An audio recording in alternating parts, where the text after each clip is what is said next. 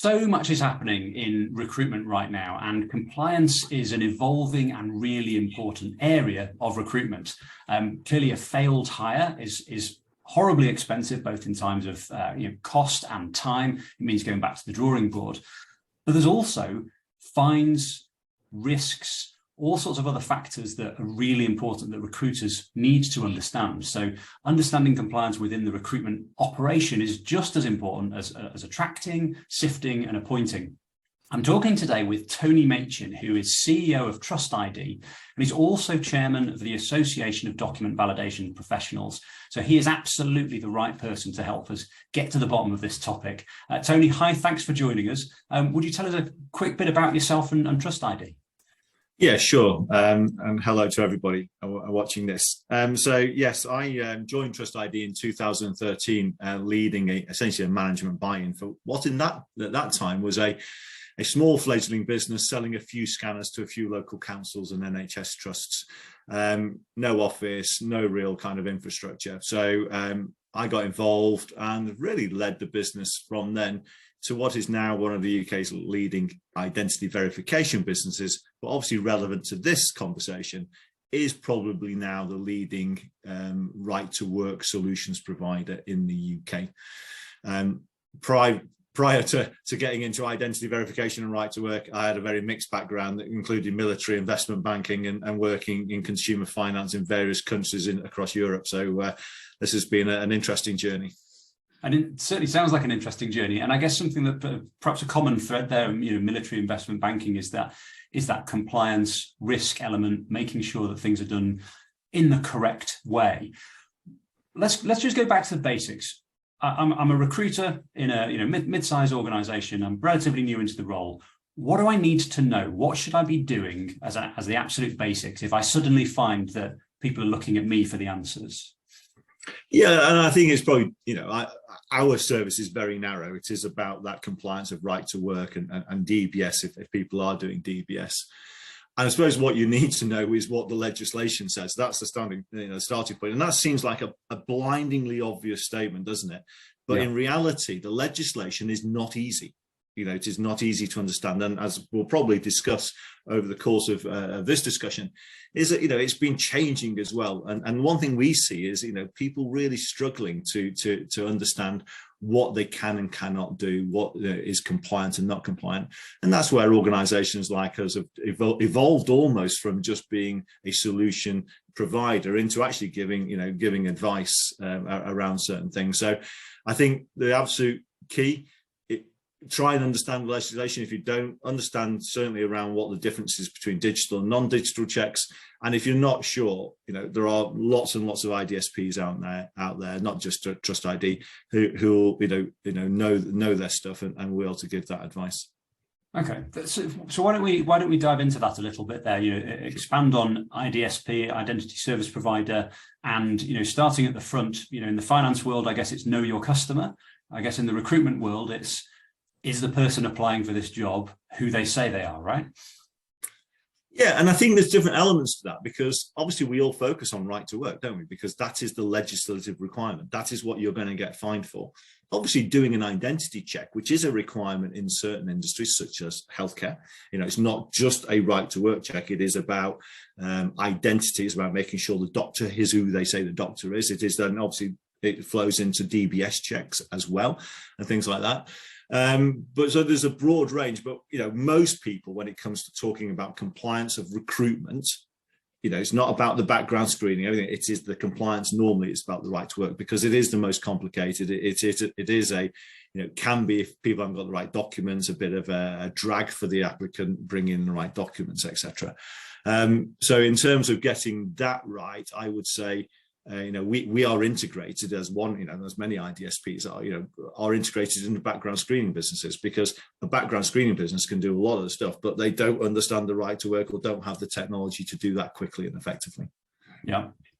And so, thinking about how legislation has changed, during COVID, now seems to have settled down a bit. I think it's fair to say not all sections of the market have necessarily caught up with everything, and not everybody is necessarily really understanding exactly what they should be doing at the moment. So can you just touch on, the difference between digital scheme, share codes, physical documents, where somebody needs to be thinking about those different elements.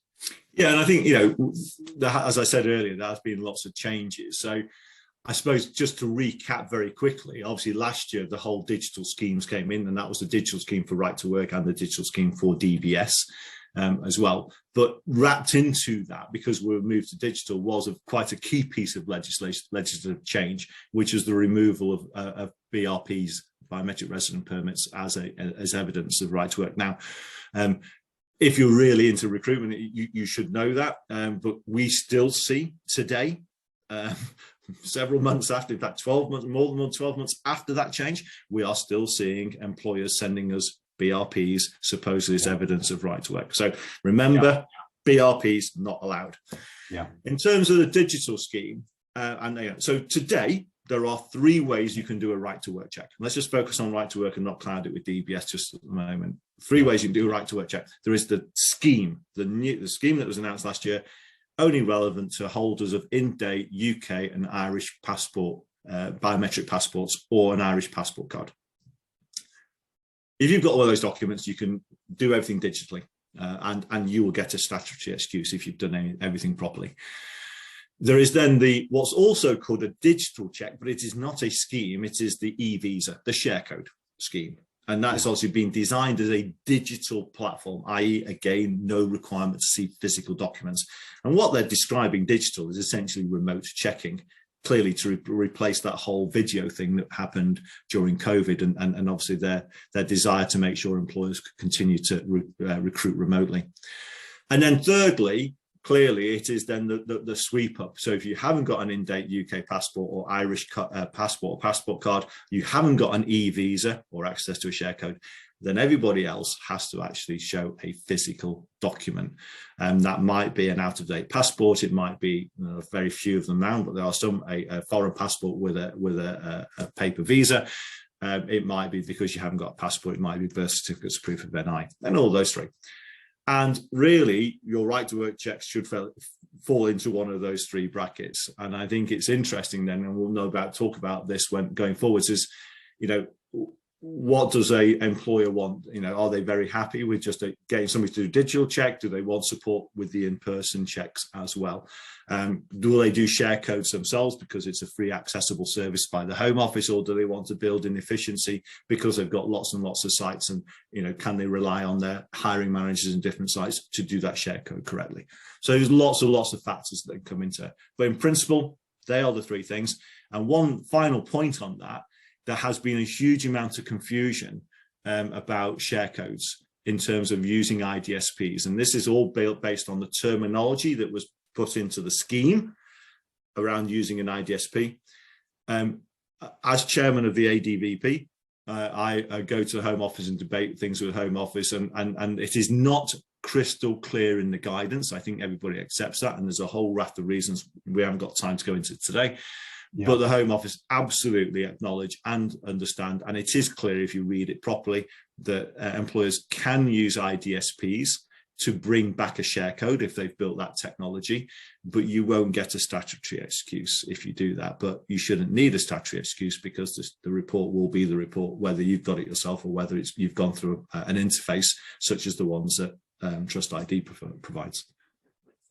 Okay, and the statutory excuse, again, just perhaps for those who are sort of new into recruitment, that's essentially you believe you have done all the right checks, but it turns out something's wrong, and you're sort of given a get out of jail free card. Is that am I understanding that correctly? Yeah, almost. You only need, a lot of people talk about statutory excuse and do you get one or don't? Well, you'll never know whether you get one until you've done something wrong. You only need a statutory excuse, as you say, should immigration enforcement turn up and find you have employed illegal workers. And in which case they will make an assessment based on your processes, what you've done, your training, whether you've used technology or not. And they will make an assessment based on if you made every possible effort in line with the legislation to comply. And if, for example, a fake document has got through and it was so sophisticated that no real person could really notice it, then you'll get a statutory excuse. However, if the photograph has clearly been glued on to something and it's very clear, or you haven't kept document, you haven't stored the evidence and all those other kind of simple things that you should do, then the chances are you won't get a statutory excuse and you will be fined. And in terms of those fines, the compliance side of things, you mentioned right at the top of the conversation, what are presumably there is plenty of case law out there. There is guidance from the Home Office, and there are companies falling foul of this. I believe there's a site online where it actually lists the organisations falling foul of this. So, as an employer, what are the downsides for me? What are the penalties that I should be making sure I'm not falling foul of? Well, many years ago, when people have been around a long time, it was a kind of fine which was graduated depending on how bad or good they thought you were in terms of the immigration enforcement team. Now it's in 2016 they changed all that. It's a fixed fine of £20,000 per illegal. It is reduced to £15,000 for acceptance and quick payment, but it's fixed now. But more importantly, in 2016, they brought in much broader penalties around being able to close your business down while they carried out further investigations, particularly like construction sites. They could just close the sites if they found illegal. It is a criminal now, so either the board of directors and or employees can actually be criminally charged if it's proven that they were deliberately and knowingly employing. And I think quite often what people forget is actually once you get into any government agency going against you in a compliance way, that news is shared amongst lots of other government agencies, and all of a sudden you'll find HMRC looking at things. So really, it is definitely worth avoiding. And that's where people like us as experts provide that hopefully that protection. So you'll never have to worry about statutory excuse. You'll never have to worry about these things if you use a qualified, experienced third party who can take all that aggravation and bring all that knowledge and comfort in. Yeah, it very much sounds like the risk and likelihood of this going wrong is reasonable, and when it does, the penalties are severe, and therefore every organisation employing and recruiting needs to have this as an absolutely priority number one must do.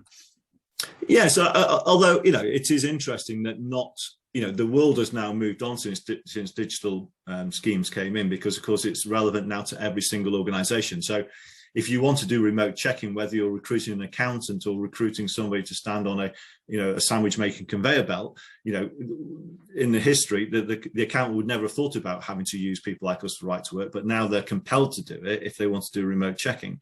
The risk hasn't changed. There's probably very, very low risk of there being illegal workers, whereas clearly there's a much higher risk in the kind of food manufacturing, construction, healthcare, etc. And so those organisations and sectors that have always been alive to the fact that they need to do this.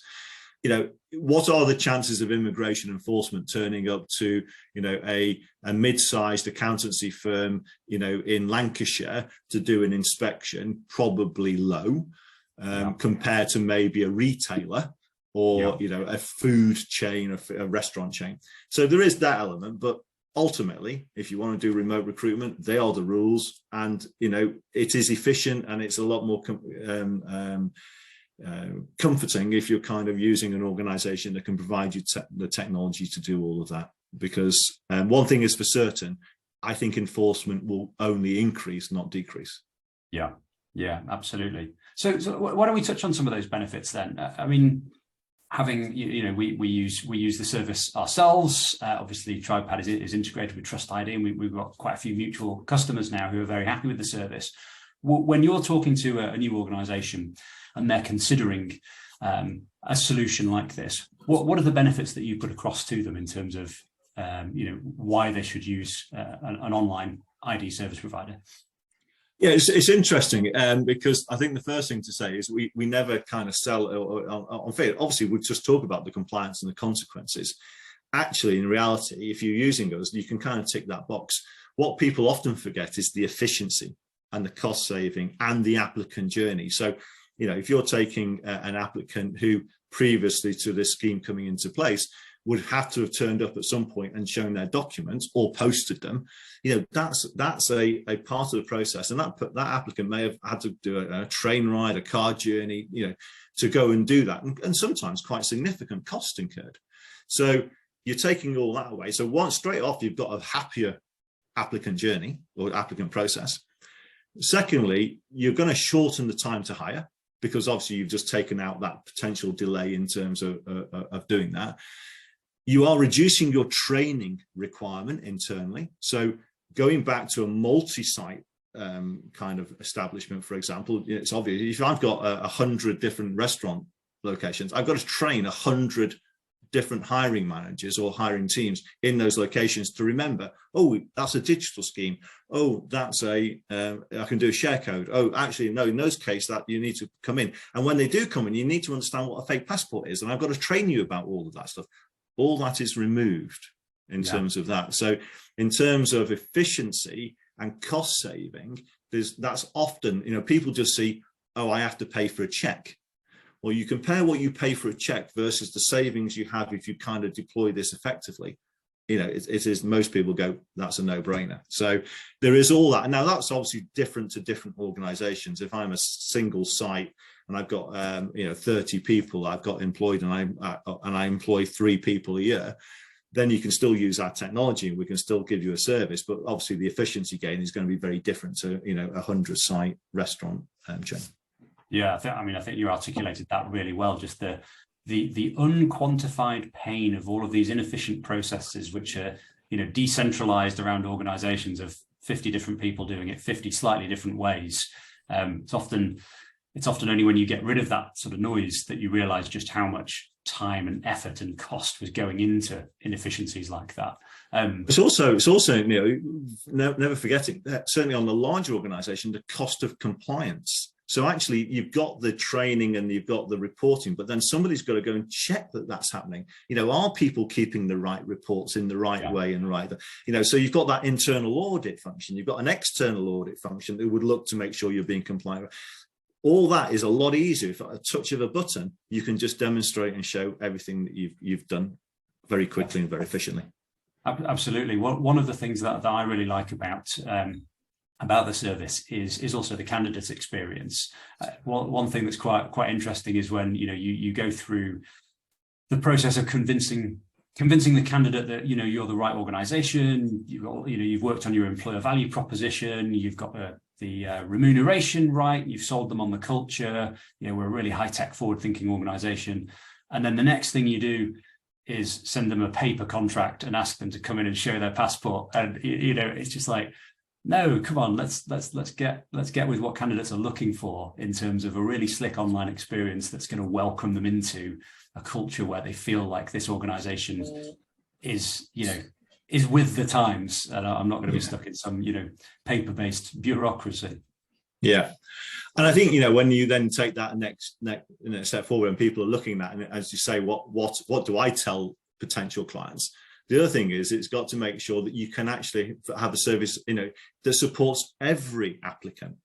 So there will be, as I said, there are 3 ways of doing it. There is the digital, there is the share code, and there is the, since the flurry of activity last year, there's clearly been a lot more entrance in the IDSP market into this world, but some of them will only do one. They may only do the digital scheme because that's what they get up. Not many have, for example, interfaces with share code systems. So, how do you do that? Some don't provide support for in-person. So what when you're thinking about a partner, does that IDSP provide? Does it provide a single platform to support every single way that you want to do a right to work check?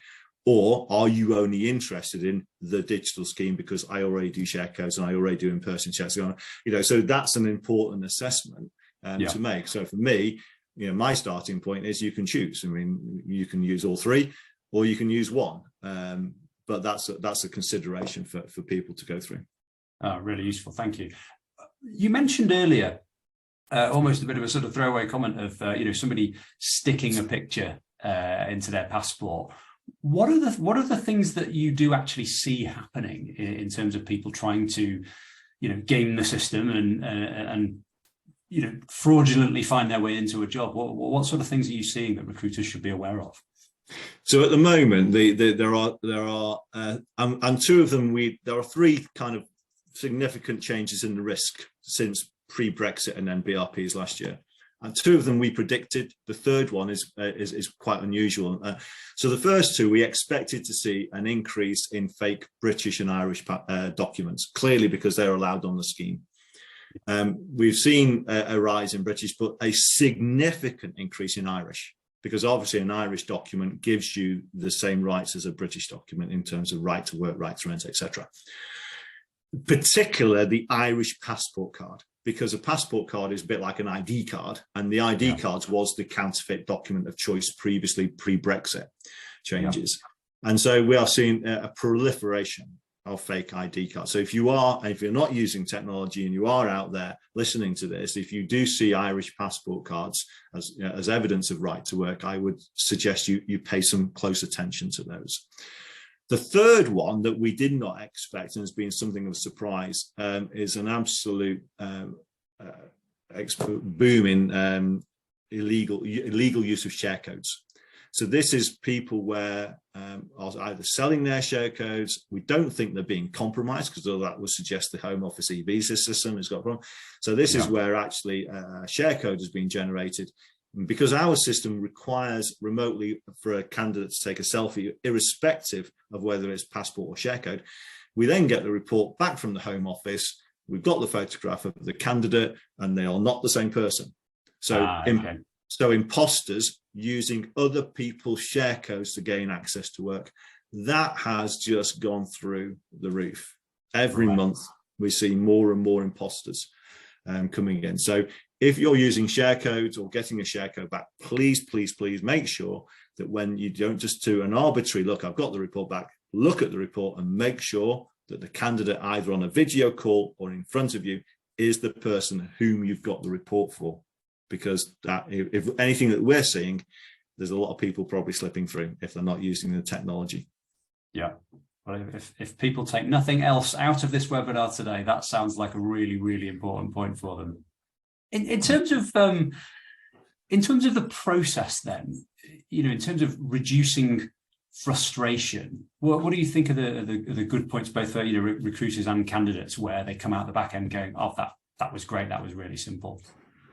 Yeah, I think from the employers, the bits that we hear more and more, obviously the scheme has people getting used to it and are embracing it, and we have very, very few issues when people get into that scheme. But the one I heard probably most from employer side is, why can't applicants use out-of-date passports? Why is this a cut-off thing? That might change. I know it is being considered. There was actually an update I saw this week from DCIT about the broader use of out-of-date documents, but it was very clear within that at the moment, that is not being passed on to Home Office right to work checks. I know the Home Office is considering it, but how far do you go down? Because if I've got a passport that is 20 years out of date, I might not look like them now. So there's massive opening for abuse in illegal working. So I would say on that, in terms of the applicant journey, we do, I don't know, probably 250,000 checks a month. And wow. And we probably get 1,000 telephone calls a month and or emails. And most of that was, I've got a guest link. I can't, it's normally just something about the phone or something used like that. It is a very, very easy user experience. Yeah. And yeah, again, probably the most common one from that side is frustration that I've got an out-of-date passport. They've sent it in. They think they can, and we fail it. And therefore they're dragged into their employer to go and show their physical document. Yeah. So in reality, we can't do anything about that. Yeah. It is actually a very simple, easy to deploy and easy to use. And we have a very high verification rate or approval rate, which is always that's the other frustration. What happens if the selfie doesn't work? What if the liveness check doesn't work? Those things will always happen based on certain circumstances, but people just get resent a guest link. We're hitting 97% liveness rates. So yeah. It does work. Yeah, fantastic. And a couple of sort of final points to think through. One question we often get asked is when should I be doing, when should I be doing the ID check? Should I be doing it early in the process so that I'm not wasting time screening candidates who are never going to make it to the end? Or is that going to cost me too much and I should be doing it sort of last minute just with those people I'm offering? What would your advice be? Well, that's very difficult to advise because definitely every organisation, even though there's a right to work check is consistent, every organisation has a slightly different view on when and how they should do it. I think on a commercial obvious basis, given it's now so quick to do digitally, and I think a digital check can literally take seconds. So you could leave it last minute, but clearly if you're going to have to do a physical document check, then you might want to incorporate that early on to make sure you're not going down, because they're going to have to give you the document and come in. So I do think it very much depends on the organisation, the process, the requirement, the speed to hire. But most organisations, not all, most organisations that we deal with will leave it later in the process. Yeah. Okay, that makes sense. You mentioned about how the Home Office was potentially considering about passports with an expiration date that's in the past. Is there anything else that you think is on the horizon in terms of legislative change that employers should be thinking about? Not at the moment that we're aware of, and obviously, in terms of the Tribepad, I mean, the share code thing has probably been the single biggest point of confusion around that, and we've got some clarity around that. But then, are they going to make that more accessible to the industry? And by the industry, I mean our industry, to make more and more people be able to use that easily. I don't know, but in terms of the baseline legislation, in terms of right to work and how that checks are going to be done and the rules around it, I don't see anything coming down the horizon at the moment. Okay, that's great. Tony, this has been really interesting, really useful as well. I'm sure recruiters will watch this and learn a lot. Any other sort of final thoughts or recommendations you'd have for somebody who's in a growing organisation and wants to deliver a great experience and tick the right compliance boxes? So I think, for a start, make sure you know what you try and determine and define what it is you think you need to achieve to improve your onboarding process when it comes to right to work. Then speak to a number of potential suppliers, and because everybody has a slightly different take, and therefore you'll get the best solution to do. I think the bit that we probably haven't, talked about, and within that, it might be, for example, some suppliers have apps that you have to download. Some are all cloud-based. Some will have share code access. Some won't have share code access. Some will have humans sat behind their software to do eligibility checks. Others won't. There's a whole raft of things in there that you need to kind of think through. I think for anybody also who's doing DBS checks, as well as right to work checks, and we haven't really touched on that at all through this discussion, you need to make sure that they are certified both for right to work and obviously digital. And do they, will their reports be accepted by your registered body or registered organisation? And that is a point of friction at the moment, because there are loads of umbrella businesses out there in DB, and not all of them at the moment have moved and developed their systems to accept IDSP, certified IDSP reports for digital DBS checks. So we've got a digital world in right to work. We're supposed to have a digital world in right to work combined with DBS. That's why they were announced at the same time. Yet the DBS market has not yet caught up with its technology to allow that to happen seamlessly. So there's a bit of friction around that, but most people, are not doing DBS checks. But if they are, be aware of that as well. Okay, that sounds like great advice, and might be a topic we come back to for discussion on another day, Tony. Thank you so much for sharing your expertise, huge knowledge of the market, really, really useful. Thank you for watching. Tribepad has a seamless integration with TrustID, which our customers can benefit from. You don't have to be a huge organisation. Tony mentioned before, even smaller organisations with just dozens of staff have the same compliance legislative needs. So this really does apply across the board. Do subscribe if you want to be notified of when the next episode comes out, and get in touch if you'd like to know more about Tribepad or TrustID. Thanks, and see you next time.